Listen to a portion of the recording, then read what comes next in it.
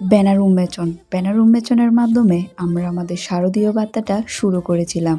এই বছর হচ্ছে হীরক জয়ন্তী, অর্থাৎ ৬০ বছর পূর্তি। দেখতে দেখতে আমরা ৬০টা বছর কাটিয়ে আসলাম এবং শারদীয় শুভেচ্ছাটা সকলের মাঝে কিন্তু নিয়ে এসেছি ব্যানার উন্মোচনের মাধ্যমে।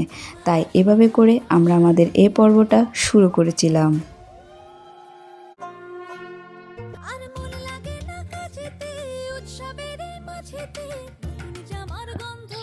সকলের উপস্থিতির মাধ্যমে আমরা আমাদের ব্যানার উন্মোচন পর্বটা শুরু করেছিলাম। এখানে ছিল আমাদের গ্রাম এলাকার মহামান্য যে ব্যক্তিরা এবং পাড়া মহল্লার যে ছেলেমেয়েরা প্রত্যেকেই কিন্তু আমাদের এই প্রোগ্রামে এসেছে।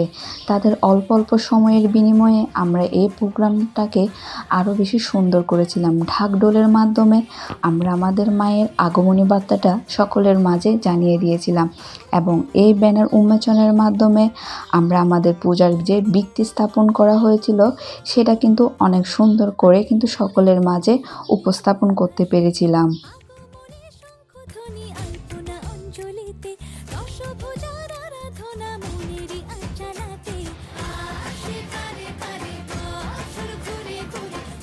এভাবেই করে আমরা আমাদের ব্যানার উন্মোচনটা করেছিলাম। সকলের উপস্থিতির মাধ্যমে এই মুহূর্তটা আরও বেশি সুন্দর হয়েছিল এবং তার কিছুক্ষণের মধ্যে আমরা ব্যানারটা নিয়ে রাস্তায় বেরিয়ে পড়লাম, যেহেতু সেটা লাগাতে হবে।